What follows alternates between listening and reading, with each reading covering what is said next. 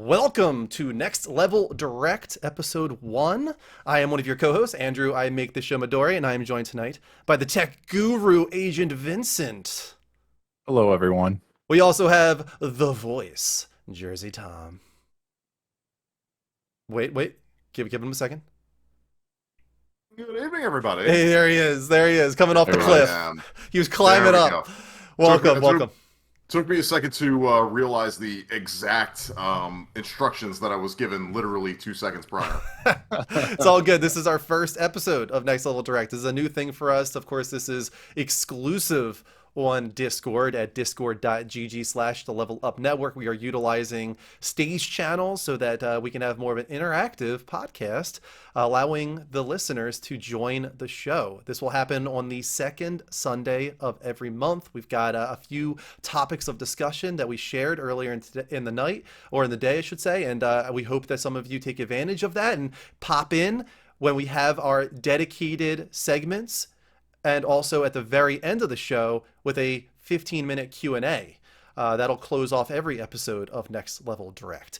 The podcast will also be available on Apple Podcasts and Spotify, and we'll have a video version available on our YouTube at youtube.com/the Level Up Network. And before we get to the actual content of the show here, some quick plugs. First off, every episode of Next Level Direct will be followed up by a variety gaming stream from myself on Twitch at twitch.tv/the Level Up Show. But we also hope that you follow Vince and Tom as well on their respective channels. And I think, something I'll do real quick so that works. I'm going to switch over the commands so that they work in our channel here. Okay. That way people can use Vince and Tom in the chat. And I think that should work now. I just turned it on. So right. I'm hoping that you guys are able to use it in the chat. Does it work?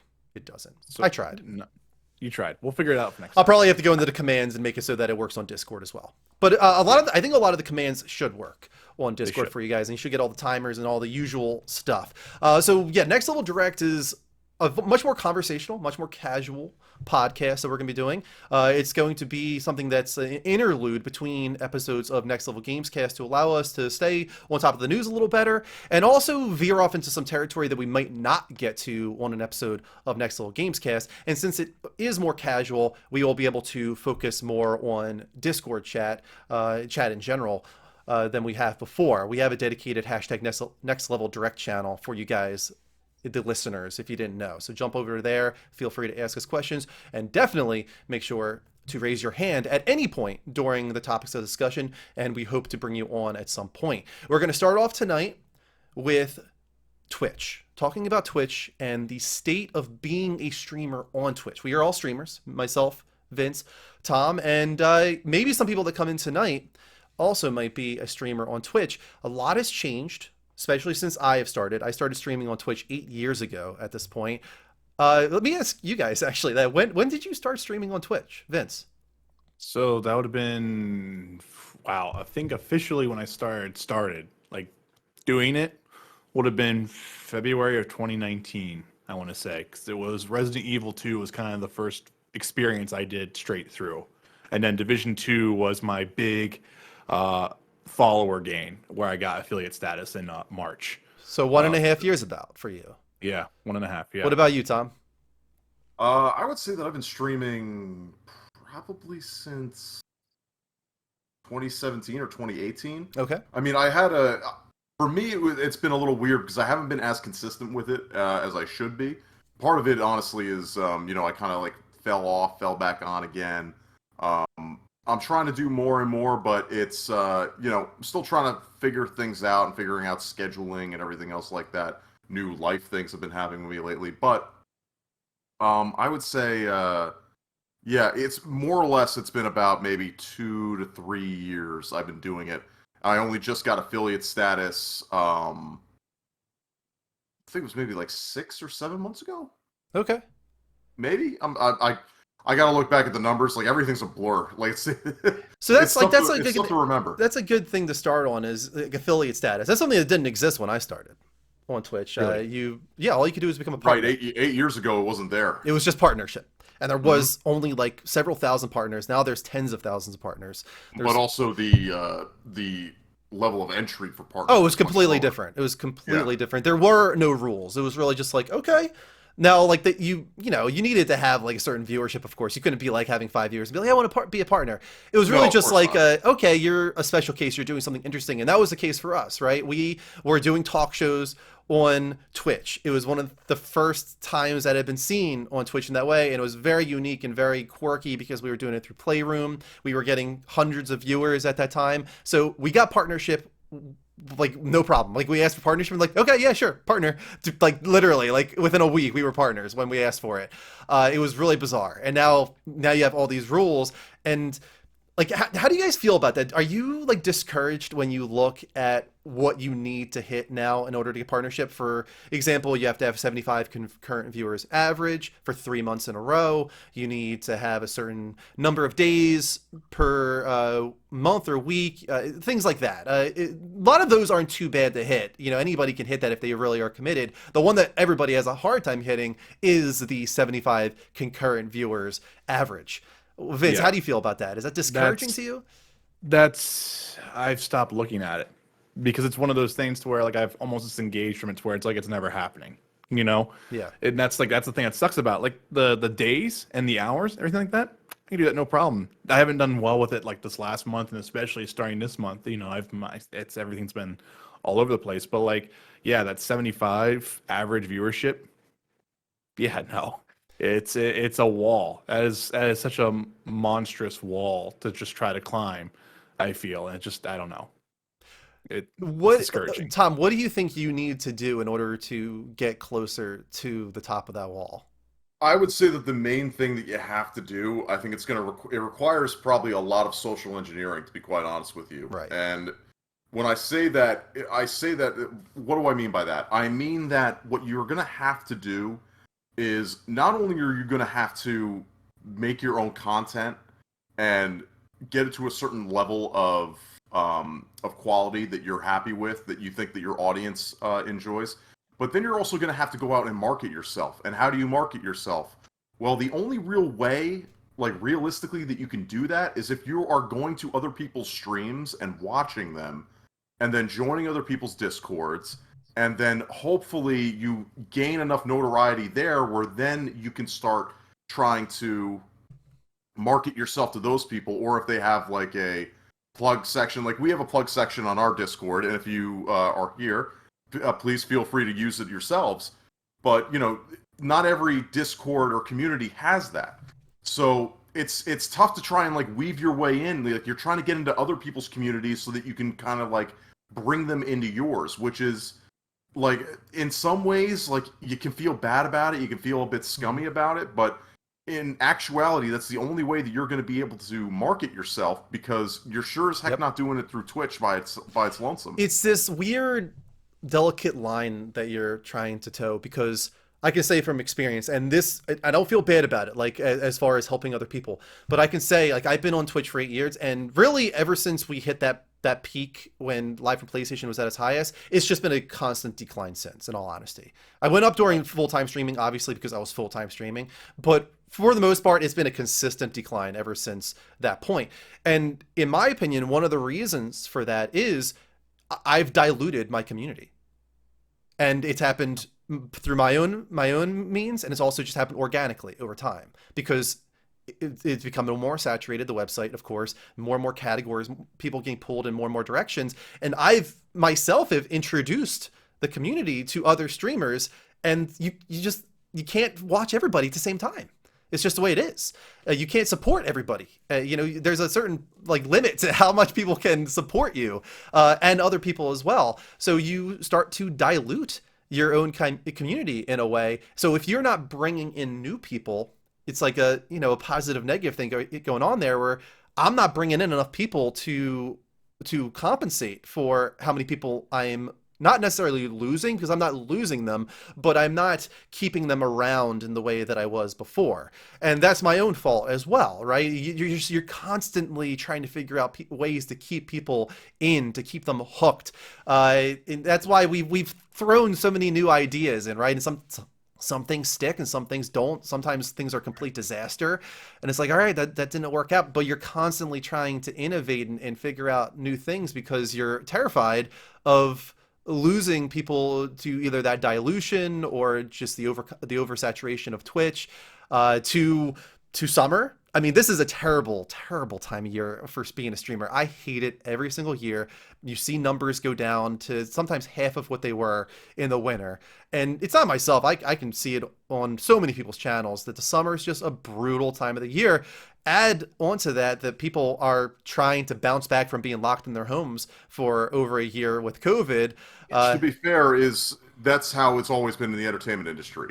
I mean, short of a movie theater, like that's the only entertainment sector that is not negatively hurt by the summer months because people want to go out, people want to go and enjoy the good weather. Yeah, it's something that you have to understand, but it's also kind of drives you to realize like, hey, I really have to kind of drive my content to be able to be something that people are going to want to make the appointment to come and see me, or at least watch my VODs.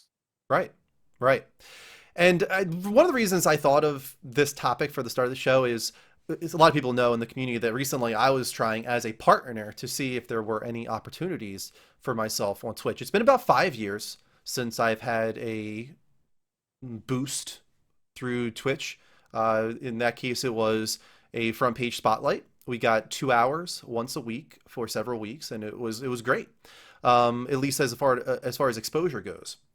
One of the downsides of it was that a lot of people just watched us on the front page and they actually didn't come to the channel, which was the thing we were trying to overcome at that time. Was like, hey guys, we were constantly saying like, come to the channel. We got giveaways going on. The only way you can get into the giveaway is if you come to the channel and actually post in the chat !raffle. But it was insane how many people refused to come to the actual channel and just watched us on the front page and never came back.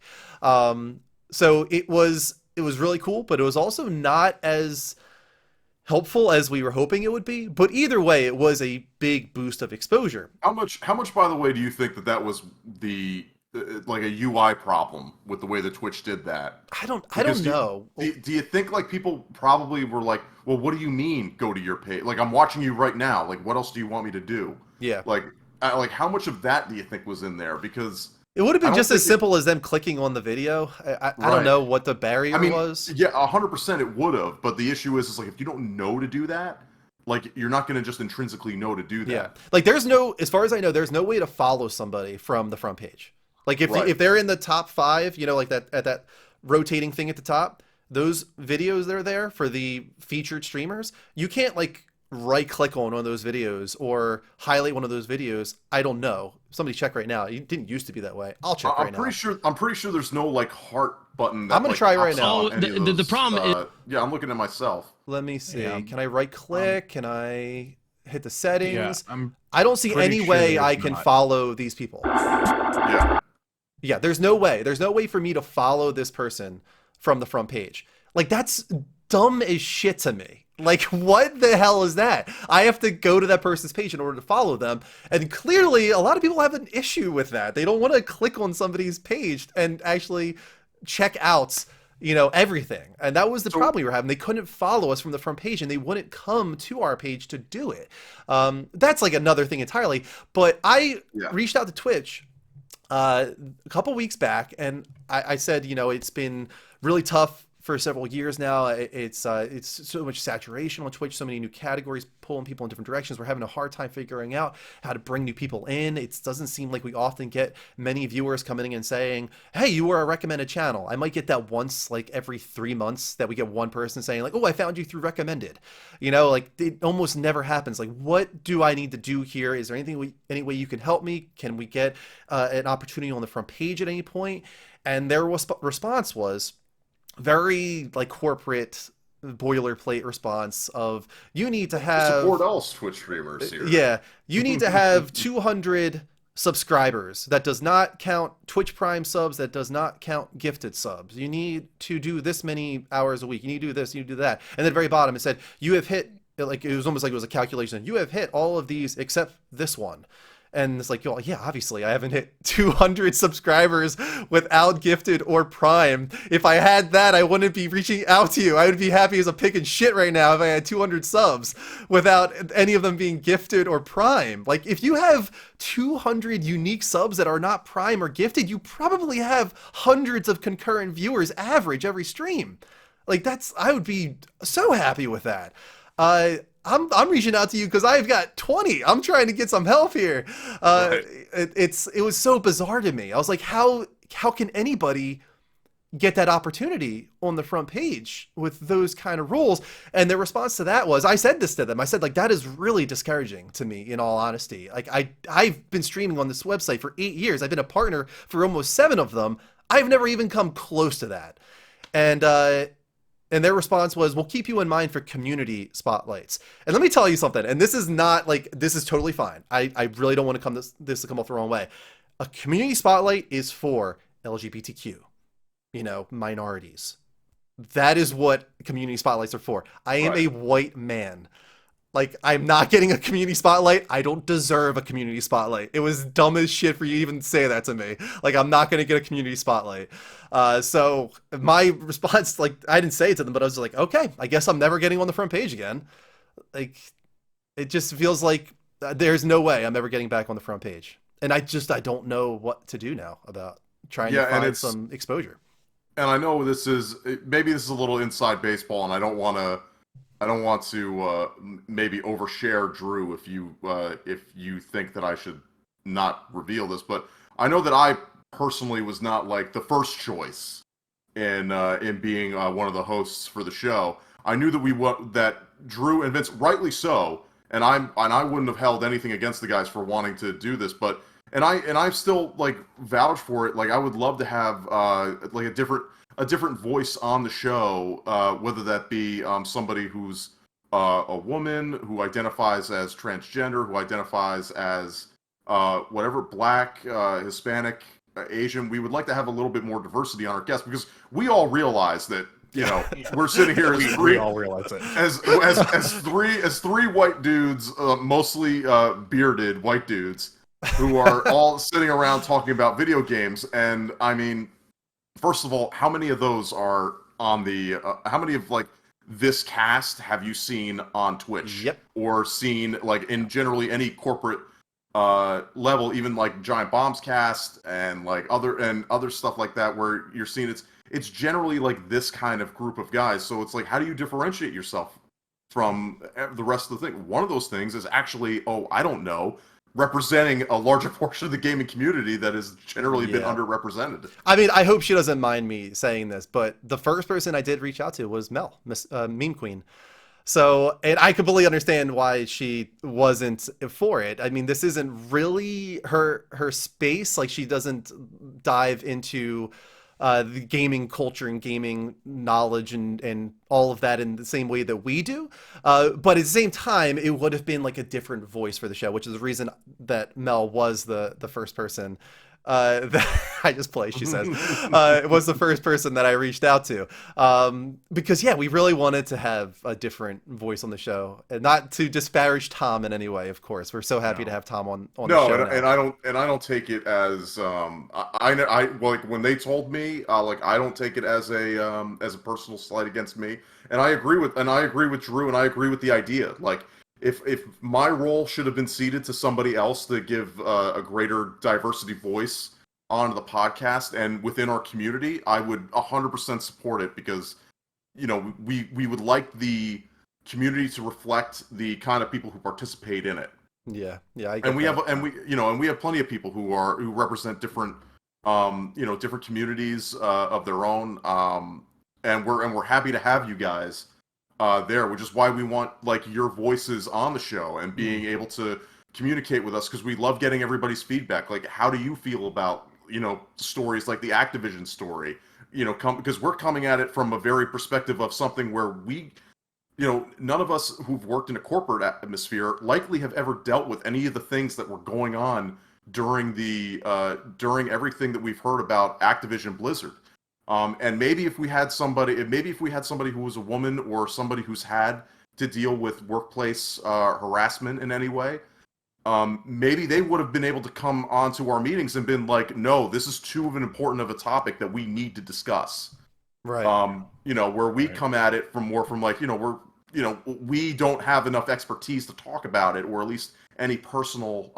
Anytime we do, we're just trying to put ourselves in in the shoes. Really. We're trying to understand as best we can, and and obviously, like, I would generally think that Vince and Drew, I don't think I need to, even question whether or not you guys think like what I would consider to be the right thing, what would have been the right thing to do in those scenarios. But on the same token, we still just don't bring the kind of perspective that somebody else who may have gone through that or been able to have a much greater presence in that could have articulated that in a better way. Now, granted, we still would, if that's something people would want to talk about in like this setting, we'll talk about it. Yeah. But it's we also come with it with the understanding that we're coming it from a limited perspective. Right. We report on it, essentially. Yeah. Is what we do. Right. We report, you decide. Jeez. Yeah, and we're coming to the end of this topic here. So if anybody does want to raise their hand, now's a good opportunity to do so. I understand like this is kind of like a downer of a topic, and there's really no end to it where I'm like, here's the answer, you guys. Like, this is what we're gonna do, and we're gonna be too become real for huge. you guys right now. There's no like answer that I have. The one thing that I think we all can agree is like we suck at social media, and that's like probably one of our major downfalls. So like, do we hire a social media manager? I don't know. I'm not sure what the answer is. I don't have it, but I did want to like kind of almost vent my frustrations a little bit. And this doesn't even get into all the other stuff that Twitch is having a problem with. They're improving in some territory because they have to finally. The NDA stuff, not NDA, the DMCA stuff, the sexism on the website, the toxicity, the imbalance in how they treat content creators, like how many times certain ones could get banned and not others. There's just so much inconsistency on the website that we could get into that is also incredibly disappointing to me. But I honestly feel like I don't have an option to leave now. Like, I don't know where I would go that I could do well at. Yeah, Mixer sure as heck didn't really last too long. I mean, it's what you're saying right there, Tom. The biggest problem right now is there's no competitor at this point. Like, it doesn't Mixer, feel like it.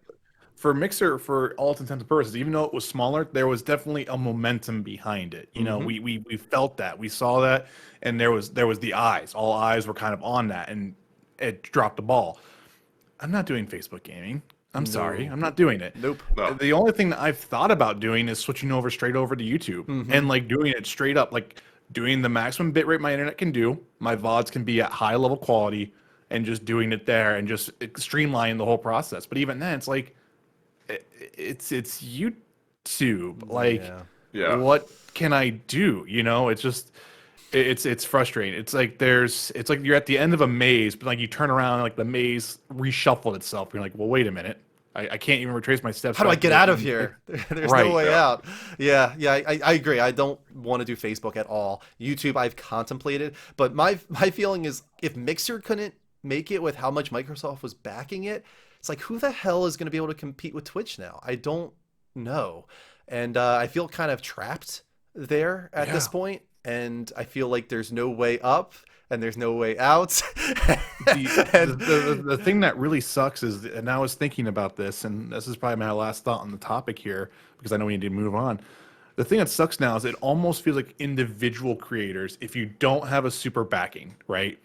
Individual creators really can't make it anymore. We would almost have to band together, make the Level Up Network an actual channel to where we all could stream to it at certain times and do almost like what cable television broadcasting is. Dude, that's what we did. Did you not know? That's what we did. No. Like 5 years ago, that was literally the channel, was myself, Dean, Mike, Greg taking different days of the week. And it literally was a network where we had 4 shows. We had Level Up Show, Lights Up Show. It only does PlayStation. And we also had something called Level Up Hangout, which was basically this. And then we also had different days of the week where, so it was exactly what you're talking about right now. Tuesdays was Mike's day. Yeah. That was what was Crash Talk Tuesdays? Crash Talk Tuesdays? Yep. Yeah. Multiplayer. Yeah. Beast of the Week was Dean. Yep. It was exactly that. It's funny you said that. But yeah, not to drag this out or beat a dead horse because No. it's honestly kind of a downer of a subject. But I appreciate what I'm seeing in the chat. We're gonna make it work. Mel wants to get me an Instagram going. Maybe, I don't know. I might hire you, Mel. Gonna have to get some good artwork from you on our Instagram, on my Instagram, I guess. But since we didn't get any raised hands here, let's move on to our next topic of discussion. This is another one that I really wanted to do because we're 2 days away from, I hope finally, the official release of this abandoned real-time application on PS5. This is like it's not a demo, it's not a trailer, it's like a real-time application where you can interact with trailers. We'll have to wait to see what the hell this all means. But to anybody that doesn't know, this has been one of the strangest events that I've seen in gaming in quite a while. So the gist is that from the very beginning, when they had this blog post go out on PlayStation, official PlayStation blog, people started to recognize some strange things about the blog post. First off, like this game, like we're not getting anything of it. Supposedly it's like this big technical showcase, PS5 exclusive, but these guys have like never worked on anything else. So that's when people started to dive. Like this feels, I will admit, even to me, immediately when I read it, I was like, this kind of feels like a Hideo Kojima thing. So that, and a lot of people felt the same way. So that's when the digging began. And I've got a list here of coincidences. Is it okay if I go through some of these? Go for it. Okay. Go Man. Yeah, absolutely. So lay the cards out on the table. The reason that people immediately thought of Hideo Kojima is because he literally pulled this off once. When he revealed the Phantom Pain at the Video Game Awards, it was called the Phantom Pain. And it was only video from the very beginning of the game when you are big. I'm trying to remember now. You are Big Boss, right? And you're trying. No, you're not. You are by that point you are already the person with the surgery, right? You're already punished. You're already punished. Yeah. So, but either way, like you are that guy in the original trailer, and you're escaping, and there's all this weird shit going on, and it looks like a horror game. But people analyzed it very quickly and realized that there are certain cutouts from the Phantom Pain logo that perfectly corresponded with the text of Metal Gear Solid V. So that happened. He created Moby Dick Studios. He did all this crazy shit to hide what this game. He did an interview with him wrapped up in bandages like Ishmael. Joachim Mogren, an anagram for Hideo Kojima. Like this is the kind of stuff that guy does. So when this came out, one of the first things that people realized was that the person who wrote the blog post was Hassan Karaman. Okay, HK. Same initials as Hideo Kojima.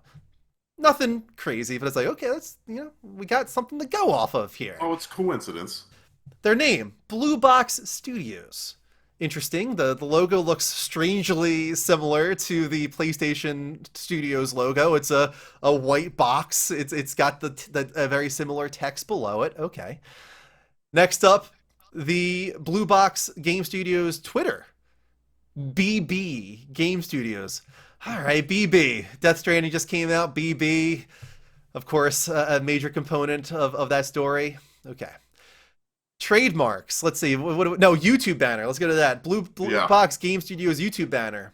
What is it on YouTube? It is a bunch of hills. So this leads into the whole thing of, is Silent Hills going to happen? Could this be a front for PT again? Silent Hills again? Could this all be that whole thing? Blue box is a term used for phone scams. I didn't even know that.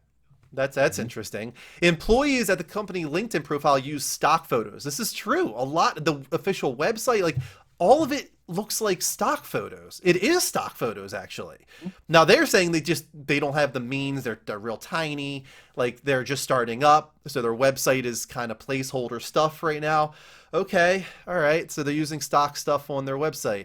Jeff Keighley from the very beginning has followed the studio on Twitter. Of course, I think we all know Jeff Keighley and Hideo Kojima are like brothers at this point. Noted good friend of Hideo Kojima. Yes. Keighley. Got text messages as well. So it's interesting too, which you'll have another point for later.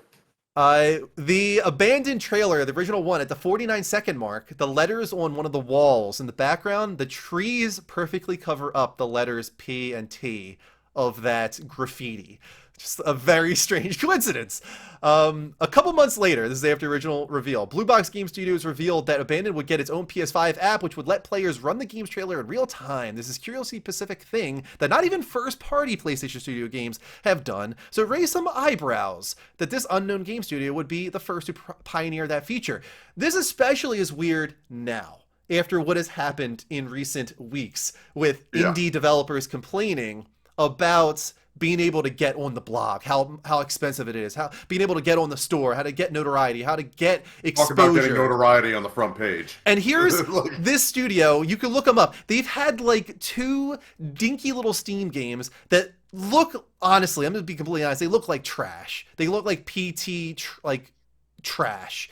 And those are the only things that these guys have done. But they're getting this unique application that's never been done before on the PlayStation Store. They're getting their own blog post. Very, very bizarre.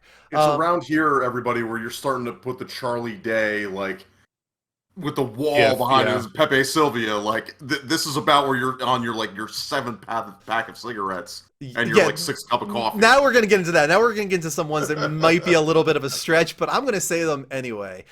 Blue Box tweeted in one of their tweets that their game would feature snowflakes of blood. This was used in the PT teasers. Yeah, that's kind of like a common thing in like Silent Hills, ash and all that, whatever. Blood, flakes. Blue Box Game Studios appears to have been founded in 2015, exactly 1 year after the release of PT, and right around the time Kojima was going through his breakup with Konami. Blue Box Game Studios' only other game is named The Whisper. Sorry, it's only one game, and was completed by another studio, and its icon is a black handprint, just like Death Stranding's inky black handprints. One of their canceled games is called Lost Tapes, which is a soundtrack in Metal Gear Solid 5. Sam, in one of the most recent Death Stranding Director's Cut trailers, is using a backpack that has the Netherlands logo on it. Blue Box Studios is supposedly based in the Netherlands. Hassan Karaman, initials are the same, but what's even weirder is when you put, I think it's Karaman, right, into Google Translate, from Japanese to Turkish, Karaman translates to Hideo, which is the weirdest thing ever. That is the most bizarre thing ever. But it's true. Go on Google Translate, type in Karaman from Turkish to Japanese, and it translates to Hideo. Now, of course, both Karaman and Hideo mean hero in their respective languages, so it's possible. It doesn't have to be a thing, I guess. But again, very weird. Most of the tweets made by Blue Box are at a strange local time of 3 a.m. in the Netherlands. Kojima is located in Japan, which is 7 hours ahead of that, so it would be 10 a.m. for him. Hassan Karaman has an account on PSN, Sneaky Warrior, with a total number of trophies, 1238. The same for the Japanese Silent Hill commercial. That one bugs me because it's that's way too on point. Right. Hassan has a YouTube channel called 2727. Silent Hills was canceled on April 27th. You guys. Sneaky Warrior, his PSN ID, played a game that isn't available in the PlayStation Store yet, but it features a siren head as its image. A lot of people think it might not be Silent Hills. I think it might be Siren, so there's another leg of this whole thing. Okay, we already did that. And here's one more for you guys.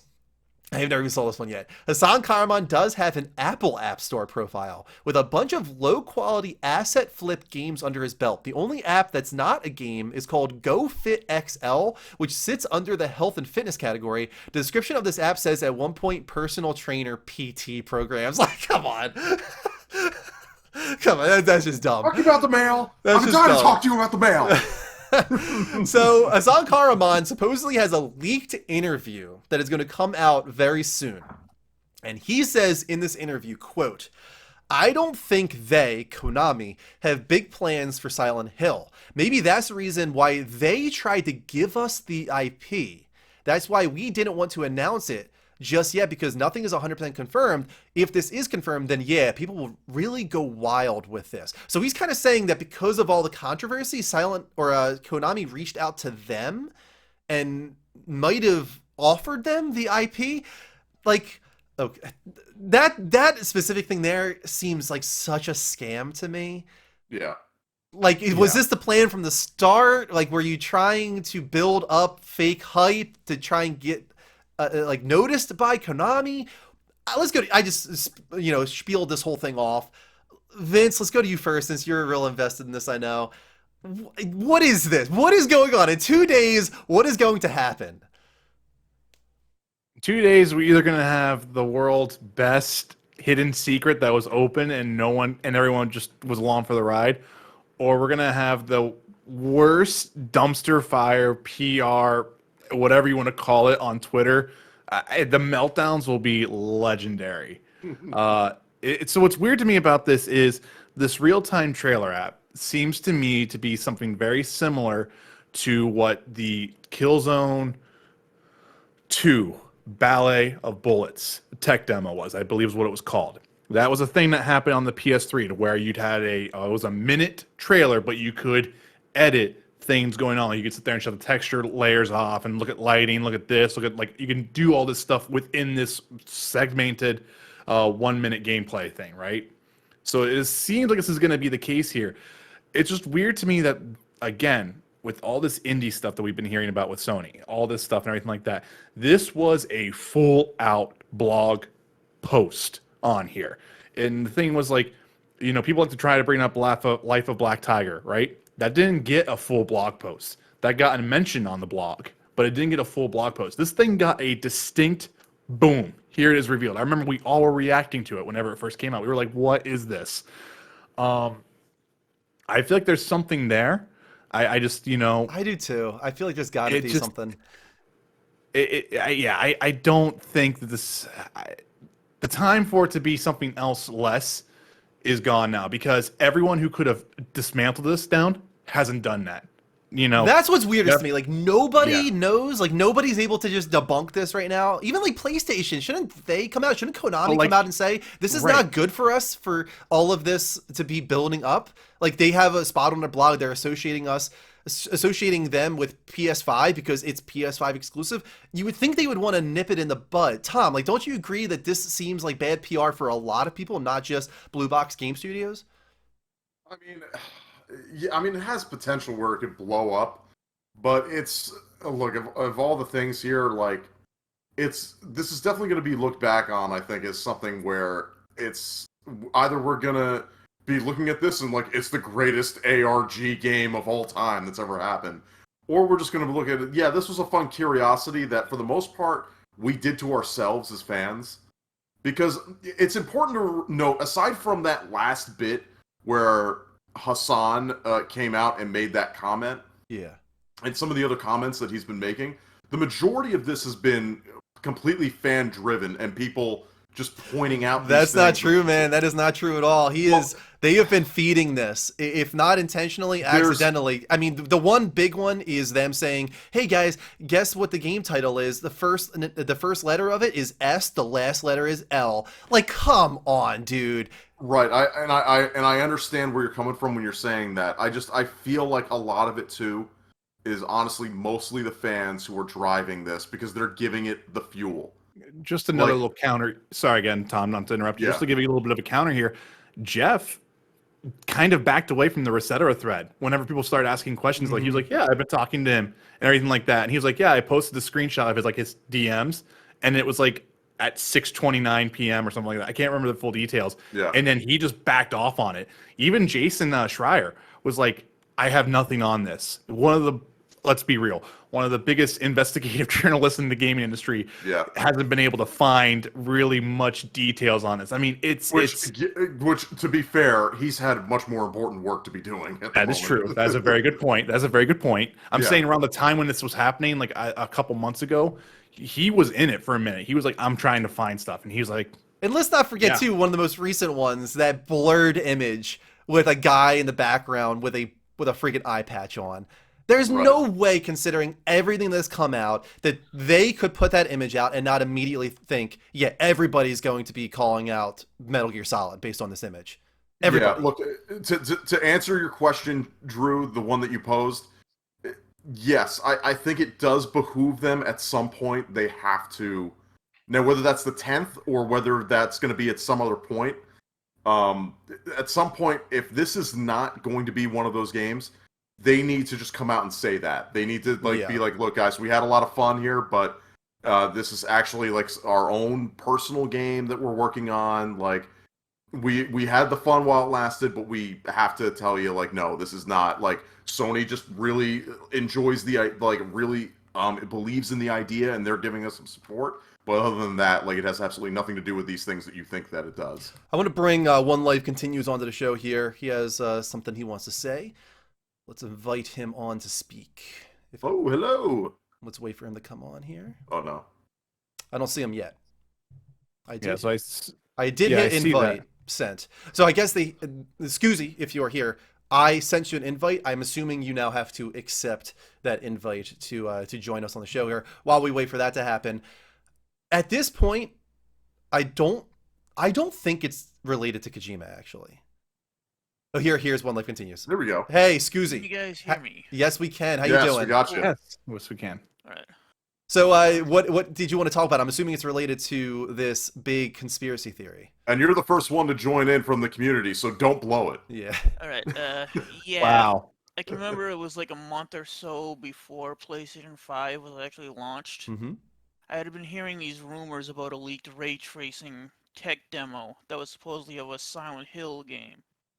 Okay. And like a day later, someone I subscribed to on YouTube was discussing this same leaked Silent Hill ray tracing demo and actually showed a leaked video of it.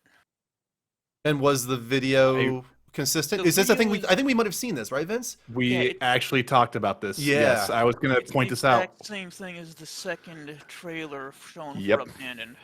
That was the other thing too. Thank you for bringing that back up. That triggered my memory. I went and searched for that post. One Life Continues. 'Cause I actually figured out how to use Discord's search function. To be honest, to find that post again, because I looked it up and I was like, oh my god, it's the exact same forest imagery in the second video. It's the exact same thing. A Yep. whole year later, a whole year I think before, it's the exact same cut. It was super bizarre. So, Scoozy, if you had to guess right now, what do you think this actually is? If it's not Silent Hill related, I honestly don't know. That's where your mind goes. Like you think like you don't know what else it could be. It's Silent Hill or nothing. Yeah. Yeah. Siren I think is a possibility, right? Siren could happen. Siren, So that last would- I knew, was like owned by Sony Studios too, so. Right, so that's why that's a possibility. The other one is a lot of people saying Blue Box, Blue Points. Could this There's be? apparently a Russian insider flat out saying that it's actually Metal Gear Solid 6, I did see that. Yes. which then led to rumors that it's both Silent Hills and Metal Gear Solid 6. It's both. They share the same universe. Metal Gear Hills. Both of them at the same time. I doubt that. And honestly, I don't think it's Metal Gear Solid 6 either. Pyramid Head is Different just games driving a being Metal Gear announced by Rex. the same sort of. Say that What again, was that? Scoozy? It was the two different. sorry, I games interrupted you. Being Go ahead. announced by the same Mm-hmm. foregoings, I guess. Yeah, I get what you're saying. It could be Blue Point somehow teasing their Metal Gear Solid remake that's been so heavily rumored at this point, and maybe Kojima is involved with it as a consultant or, in support of it. There's been rumors that PlayStation has helped mend the broken bond between Konami and Kojima. Maybe it's all tied together in some strange way, or maybe it's nothing at all. I want it to be something at this point because if this trailer or this thing comes out in 2 days and there's nothing definitively saying that it's its own thing and nothing definitively saying that it's Silent Hill or Metal Gear, and this thing drags on for like another 4 months of just like, oh my god, conspiracy theories, like I don't want it. I just like want it to end. I wish it ended already. Like this is already going on too long. I need this to end. So somebody's got to come out and just blow this thing up and tell us what the hell is going on one way or the other so we can move on with our lives. Scoozy, thanks for being the first listener to ever come on to Next Level Direct. It's There you supposed to go. be pronounced Scuzzy, by the way. Scuzzy! Scuzzy. Thank Hey! you, Scuzzy. We'll keep that up. I Scuzzy. changed the names because everyone kept mispronouncing it. Maybe because we didn't want to assume Scuzz was a part of your name. That just comes off as derogatory. You know, I don't want to offend you by calling you Scuzzy. Thanks, Mel. She just sent me a message. All right, thanks for joining us, man. We'll you talk for to you having me. later. See ya. All right. Cool. That's how it's done, you guys. Raise your hand. You can join in on the next topic of discussion, which is Activision Blizzard. What is their future? Now, let me start off by saying we are not going to dive into all of the disgusting stories around this controversy, this scandal, whatever you want to call it, because For a lot of the reasons that I already brought up. we all can agree. Like, it's disgusting. It's absolutely disgusting. Something needs to happen. Hopefully, it is happening internally. We're hearing a lot of ramifications of that internally because a lot of people have signed. How many people at this point have signed that petition, or whatever you want to call it? Almost like a strike. The open letter. The open letter. It was 1,000 after like a couple days at that one point. I almost want to say the number 2,000 sits in my head, but I'm not sure. I don't want to quote that. Which would be about 20% of Activision Blizzard. Yeah. They have about 10,000 employees. So that is a considerable number of people, considerable percentage of Activision Blizzard that are all in agreement that the upper management of Activision Blizzard needs to do something. They need to be better. They need to talk with us and tell us how they're going to be better. So that's like Now, one granted, side of the story. This is as of July 27th.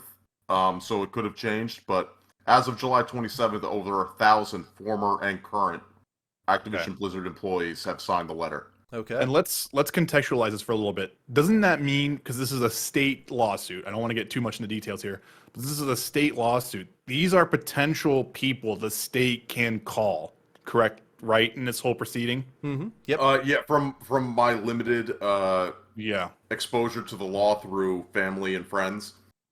Yeah, so because it is the state and these people have signed on, they are basically coming out and saying, look, if any litigation comes in, I am willing to be part of the deposition. Like 1,000 people. Through. Yeah. So one of the reasons I thought to talk about the ramifications on the actual, games of Activision Blizzard is because a certain somebody has been playing X Defiant. I don't know who that person is, but it says it's really good, and in thinking it could be pretty solid this year. And on top of that, Battlefield is looking really solid. I think that's going to do great this year. That in combination with what's happening internally, we know Overwatch is having a hard time right now. It might not even make 2022 anymore. Development is shutting down in a major way because of what is happening internally. So one of the questions I asked you guys during our call this week was, is there any possibility that they would actually take a year off from Call of Duty, say, we're not going to be able to put this out in a decent state. Let's give this year's version an extra year, push everything back 1 year, and we will, suffer the consequences from our shareholders, but we'll try to make good on what is wrong internally right now. But you guys said on the call you didn't think that would happen. I'd like to hear a little bit more on why, though. I'll go to you first, Tom. Why do you think that they wanted to go that route? Well, look, at the end of the day, they are going to be slaves of their shareholders.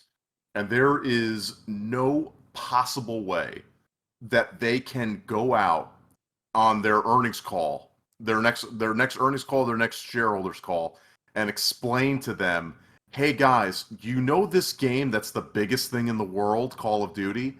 Yeah, well, because of our mismanagement, we're going to have to take a year off. Like, they'll obviously not try to reference that, or maybe they will. Maybe they will reference it, but at the end of the day, like, you're not going to tell all of these people who are going to be investing in your company that you are going to just decide, yeah, we're not going to do the biggest thing in the world right now. That's pretty much our moneymaker. They haven't missed a year since when? I don't even know. I think it was probably since Modern Warfare 1. Like Call of Duty 4, Modern Warfare 1, because World of War came out the next year. I want to say 2015. There was a gap. I want to say I can't quite remember. It might have been with Ghost, but I can't quite remember. I don't think so. I don't think they even had a gap then. I'm pretty sure there hasn't been a gap in like a decade plus for that series. I'm almost positive. The point being is that this is like, look, Call of Duty is a force. And the fact that we've already seen that EA took a year off from doing a Battlefield game, and they've only just been kind of working on Battlefront 2 and some other projects, mainly like Apex Legends has been like their answer thus far to Warzone. They can't afford to go into this holiday season where Battlefield is coming back, where somebody else on our call mentioned that Ubisoft has their game coming out. I think it was you, Vince. Yeah. You reminded us that Ubisoft has their own like hero shooter that's coming out, because we know about this game. We saw like a brief, X-Defiant was a brief teaser that I joked about at one point. I was like, oh yeah, so it's basically just Tom Clancy, the known punk fan Tom Clancy. But like that game, like from the gameplay that we saw of it, it looks like it's basically going to be a Call of Duty type of game with just like hero shooter elements, from what we've seen from the trailers at least. Yeah. The weird thing was I definitely thought there was going to be like a holiday release for that. Apparently, from people breaking NDAs on some of the closed test stuff, it does seem like the game is a little bit more of a rougher shape, so it might actually not make it this holiday, which is kind of a bad timing for it, because like if it doesn't make it this holiday, this is where it could do the most damage. You know, this is coming from people who have been breaking the NDA, streaming it on Twitch and everything like that. Yeah. But like, I'm gonna say, from some of the stuff that I saw on Twitch, what I was seeing, I was kind of like, did they just make a free to play Black Ops 4? And is it like somewhat like good? Like it's crazy on how sharp it looks and everything like that on X-Defiant. But again, that's a different level there. But there's another one, Halo. We didn't even bring up Halo. Halo is also coming out. Hearing And great things Halo about on top of that, and that's a free to play game. And multiplayer beta, everybody's talking really positively about that. So there's a lot going against the series. So the other side of the coin here, Tom, either way, it's going to hurt them. The other side is they release Call of Duty Vanguard. It bombs. It's destroyed by Halo. It's destroyed by Battlefield. X-Defiant if it comes out this year. And they suffer in a major way because of that, having a very lackluster release. Now, they've had that before. Ghost was a good example of a very lackluster release for Call of Duty. I would have to go back and see how that affected them, how it hurt them. Did it hit their stocks in any way? I don't know. But I guess that's the question, is like, what hurts them more? Taking a year off and making sure that they release a good Call of Duty next year, or releasing a Call of Duty this year that is half broken, incomplete, sucks in comparison to the competition, losing mind share, losing hearts and minds? Like, what is more detrimental to Activision Blizzard? Given what we've seen now, because this is starting to become the way that some of these video game companies handle things now, given what we've seen from Final Fantasy XIV, from No Man's Sky, if they were going to release an awful product that's just absolute garbo, they will live with that, and the idea that they're going to be able to patch that game back into a playable format and throw in some Warzone stuff on top of it, I think they would much prefer to do that, because at least there's going to be some of those people, much like with Cyberpunk 2077, people still bought that game despite the fact that it was trash. So they would rather be able to come up with like some sort of sales figure, as opposed to just say, well, we did nothing. Right. Because then investors will look at that. It's like, what are you doing with my money? Like, am I just giving you money just to hang out and do nothing? Like, I'm not paying you to litigate. I'm paying you to make games so that you can make me money. So two things just having to chat and bring up two interesting points. First off, Farzender, thank you for the investigative journalism. He has found that the only year gap they had was between Call of Duty 1 and 2, between 2003 and 2005. Otherwise, they've released a Call of Duty every single year. Minor Passenger brings up a good point. Release it and patch it later and apologize like Cyberpunk. Well, here's the thing. Yeah. They got destroyed by that. Their stocks tanked. I mean, God, look at the mind share for that game now. Nobody's talking about it. Nobody cares about it. It feels like that game came and went. It is not at all The Witcher. That is for damn sure. But that's Cyberpunk. And again, remember the fact that like the two other games that I mentioned before that, which were Final Fantasy XIV and No Man's Sky. Both of those games came out in a terrible state, and they managed to come back and become. Final Fantasy 14 is so popular now that they had to close new registrations because they do not have enough server space to have more It's a people little joining bit the different. game. I understand what you're going for. I think an MMO is a completely different thing. Like a service game, especially, Right. is like Well, something you expect. what is Call of Duty now except for a service game? It is in some ways, and I understand why you would say that. Yeah, it's kind of halfway there. It's not a service game, obviously, because it has It a rides the $60 line, game but that releases every year. It's not a service yeah. game. But yeah, I get what you're saying. It's a multiplayer focused shooter, competitive. So And it's in a lot of ways Warzone it is the common factor that's going to connect each one of these games because they're going to play through Warzone. We're not doing Blackout anymore. Warzone is the thing, and that's going to be constantly updated with each new title that they're going to make. Yeah. Let me just make it clear. I'm not like saying one way or the other how I feel. Like I'm not disagreeing with Jersey Tom. I'm just kind of like bringing up the conversation. I personally wish they would just delay it at this point because I think that that is the right thing to do, and it would improve the game for next year. It would allow them to handle what is happening internally in a better way. That is more important. That's what I would want them to do. But from a business perspective, yeah, Tom's probably right. Yeah. You know, that's probably the way to go. Here's the problem though with that. So talking about Activision Blizzard, we've known that production on WoW has ceased due to staff morale. We also know that Diablo 4 is, 2024 now, maybe later.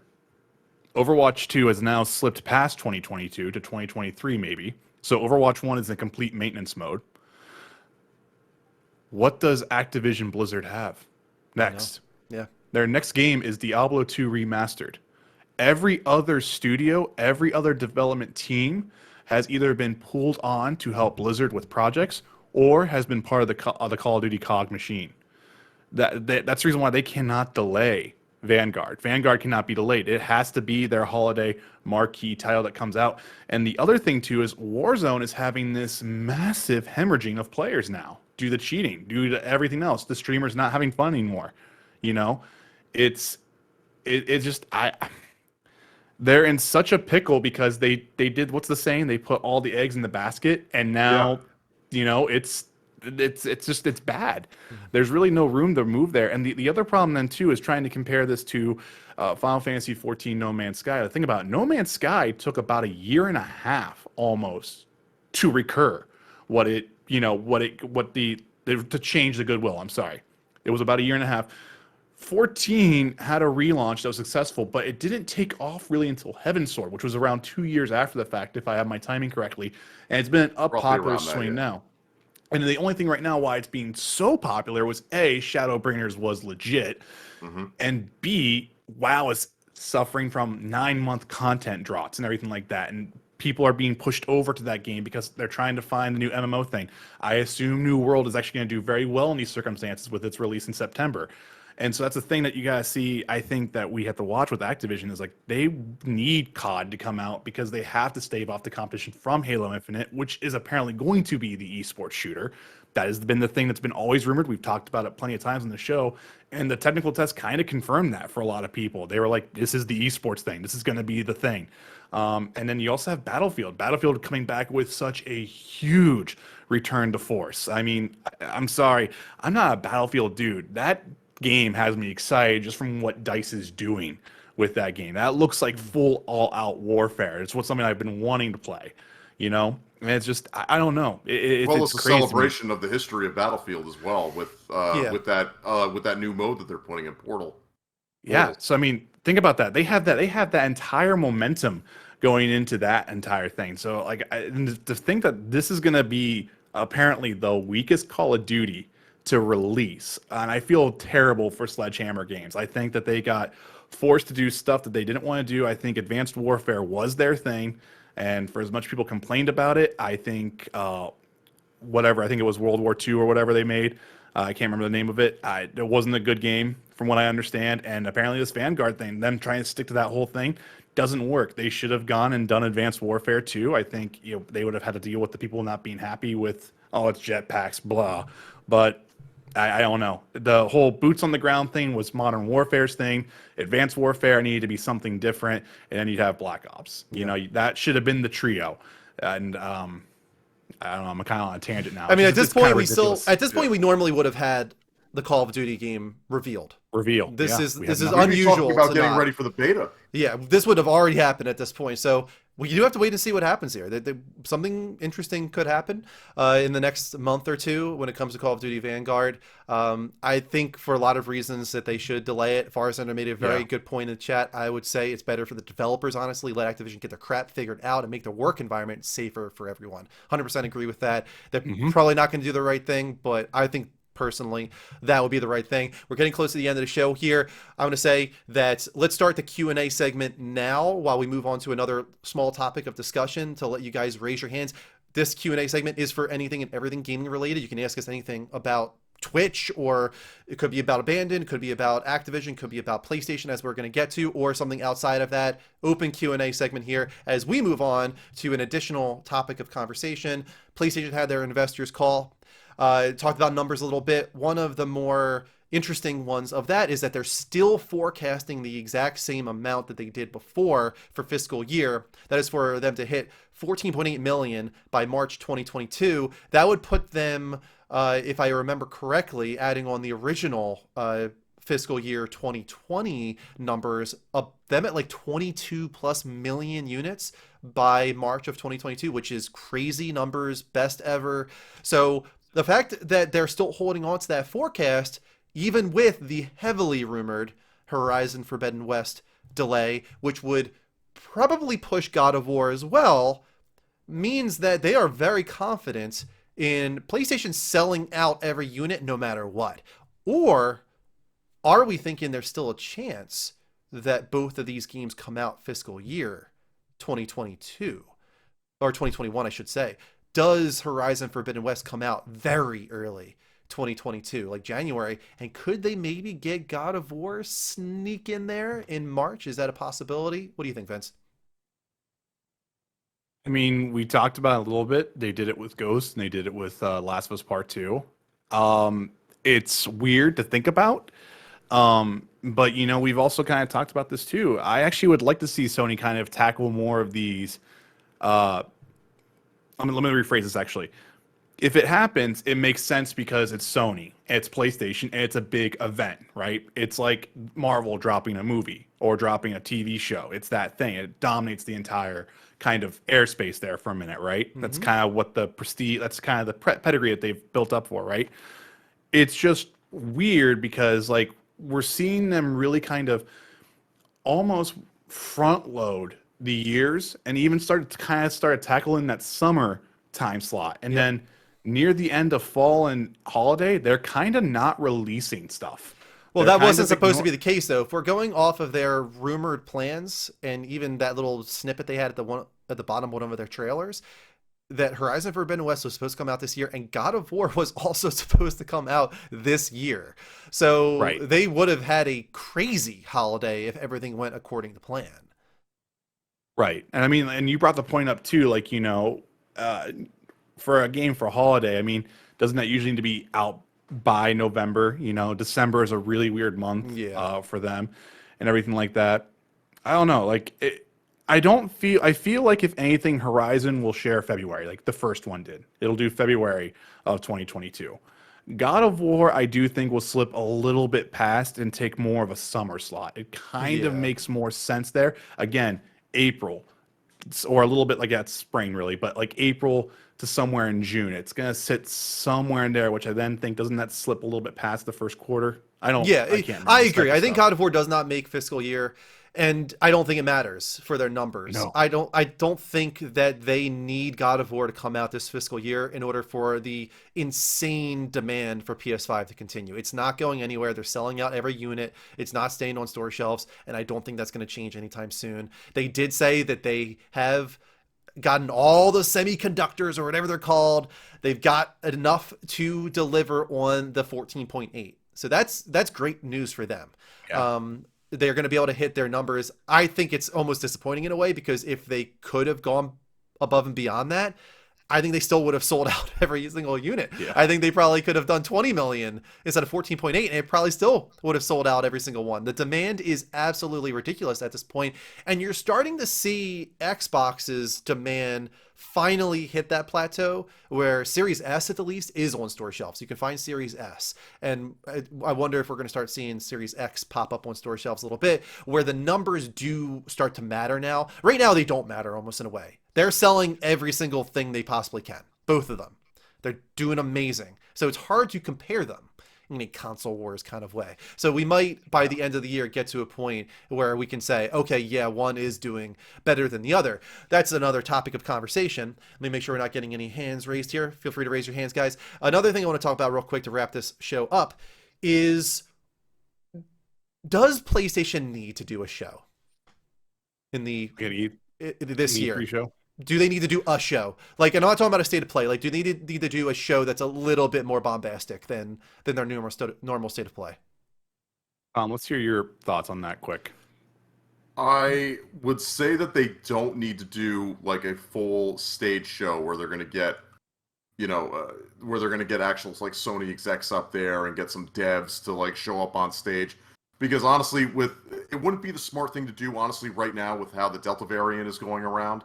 Well, I don't mean that. I mean virtual, like the original PS5 reveal. But if you did a virtual one, potentially, but I would still say that I think what people care about these now, and Sony's got the secret sauce at this point. It's go out there, hit you with trailer after trailer after trailer with gameplay, and like you win every conference. Mm-hmm. Like, so they're not, I don't feel like they have any sort of need to do anything aside from a state of play. They see that it works relatively well for the Nintendo Directs. So I don't see why they would feel the need to do that, especially now. I think it's a lot easier to consume and be like, all right, well, here's this 15 to maybe 20-minute thing that we can show you to get you hype. We'll do like one now, and then we'll do another one maybe like a month and a half from now. And leading into the holiday season. But I do think that they should be doing one going into the holiday season so that they can show off everything that's going to be out. I think next month, if something needs to be released, I would say within the next 30 to 45 days. I think they have to do Here's one. the thing. We don't know what the next unannounced like PlayStation exclusive is going to be. We don't know anything. We know what's coming. We know Horizon. We know God of War. But outside of that, there's been no other first-party announcements this year. This entire year, there has not been a first-party announcement of a game. I think we would have gotten that if it wasn't for COVID. Honestly, I think they're all messed up. They're concerned about announcing things too early, how things are going to affect them. Now we got the Delta variant too. We got the Alpha. We got the Epsilon. This thing might not be going anywhere. We might see production of these games slip further and further, even ones that aren't announced. So I understand the fear that they might have internally about announcing things too early. Do they need to? No. This thing, as we just talked about, is going to keep selling. It's not going to be on store shelves long enough for people to be able to pick them up, it seems. So I think I get the disappointment, though, is I guess where I'm going with this. I personally do wish they would have something this year. I feel like they have a lot in the works, clearly. I believe a lot of the rumors. I do think there's a Metal Gear Solid thing in the works, for example. We haven't seen Final Fantasy 16 in forever. We haven't seen Forspoken in forever. There's a lot going on behind the scenes that we are not seeing. So I don't think they're not showing us things because they don't have things. They have things to show us, which makes it even more frustrating in some ways that we have to wait to see them. But that's just entitlement and selfishness in a lot of ways. We don't need to see these things. I would say, like, no, correct me if I'm wrong, guys, because it's been a while since we talked about Delay Watch.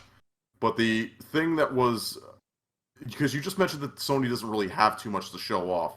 Now, granted, we just saw like some more of Deathloop, so I don't think we need to see any more. Wait, I said the opposite of that. I think Sony has a ton they could show off right now. Oh, but they're choosing not to. Right. I think that's what's frustrating, is that they have so much that they could show off, and we're not seeing it because of probably a lot of reasons behind the scenes. that I think are Yes. probably valid reasons. I think mean, many state of aside from the plays are fact good. that- Don't get me wrong. Aside from the fact that I feel like we've seen enough of Deathloop. Oh my God, yes. But was Kena Bridge of Spirits? Do we remember what the release date of that is? It got Did delayed again. August. This is September now, right? September. I think it's September. Yeah. I believe it's September. So I'm going through what I'm seeing as generally. Stray got delayed until next year. Sifu got delayed into Yeah. next year. Kena got delayed until late in the year. Because I'm looking at a list of games that are slated for the holiday season as of July 23rd. Little Devil Inside is nowhere to be seen, and Shuhei Yeah, recently on Twitter said, "Be patient, guys." So he's kind of saying that it's not coming out anytime soon. There's a lot. Yeah, the main ones that I'm looking at right now that are PS5 exclusive, at least, that they would show off, or if they wanted to show off something that has like PlayStation vibes to it, maybe they would show off Demon Slayer, maybe they would show off Fatal Frame, but like as far as like exclusive, it's pretty much just Kena and Deathloop. And I'm really excited about Kena. Don't get me wrong. Oh, 100%. I Yeah. am too. Like that's going to be a day one purchase for me. Yeah, for sure. They could go and do Life is Strange if they wanted to. Mhm. But aside from that, like the two, like we keep saying, unless there's some sort of indie that they really want to push, that we don't know about, or something that might be just announced. But what are the odds of that, really? Yeah, Vince, I feel like yeah, go ahead. Yeah, it's weird to me because I said it when we were doing our E3 postmortems and everything like that. I just feel like Sony doesn't need to follow that mold anymore. They can announce one single game, like the Horizon Forbidden West State of Play, and that's it. And they can move on 2 weeks later, do something else. Yep. It feels like that's what their entire model can be now. At this point, they don't need to have these bombastic shows like they were having. It feels like anytime they even sneeze, everyone's like, everyone's paying attention to it. It's interesting. Like, I think it sucks. I think Drew, you kind of hit on the head. I think right now they are waiting. They are double checking. They're crossing their T's, dotting their I's. They're not putting pressures on teams to be like, hey, Horizon needs to come out this year. If it needs to be delayed, it's delayed. Our demand is good. And they are adjusting that, and then they're working with their content partners, their third-party developers, or anything like that, to fill in those slots. And this is what we're talking about with that strategy now. Most of those games release in the holiday season. There's no point for them to try to push something in the holiday if you're able to secure deals for third parties to push your product, and then you still have your first party come out in the first part of the next year, and you're able to keep that momentum going on. That's just kind of where they're at right now. They are it's a constant machine that just keeps moving and keeps rolling. Yeah. I think Resonance makes a good point in the chat, though, as well. Sony doesn't need to have a more extended state of play unless there are games nearly done. I forgot most of Microsoft games they showed at E3, and with how far out a lot of those games are, I think it was a bad strategy. I do see that Sony is moving away from that. They used to announce games way ahead of time. Square Enix used to announce games way ahead of time, and I mean, they still do. yeah, I think that they do. I mean, They've gotten how better. far out is 16 really? Like how? I think it's next year. You think so? Yeah, I think so for sure. Yeah, I really do. Because since the fact that we're getting English voice cast for that game already, and we saw gameplay, we didn't see a CG or in-engine demo of it. Yeah, I think 16's a lot further along than what people think. Yeah, maybe it's just my general Final Fantasy pessimism. Zorak is typing, and I know exactly what's going to be. Yep. 7 remake by Christmas 2022. Yeah, Zorak, you keep spouting that off. I'm looking forward to my $100. I'm looking forward to my $100, Zorak. Not happening, dude. Not happening. Guys, we got up to 10 people listening, which is great. A great first episode of Next Level Direct. That is the show tonight.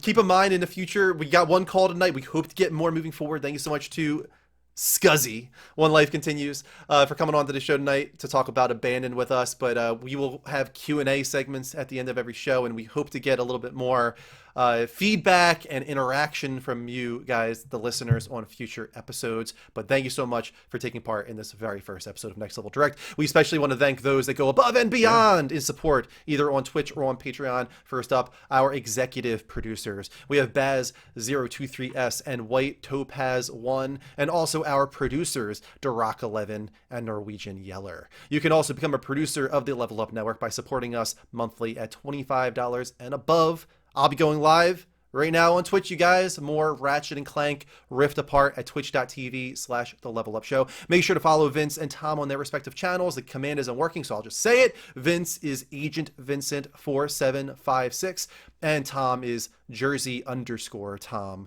on Twitch. So check those guys out. We will be back next month. That'll be September 12th for the second episode of Next Level Direct.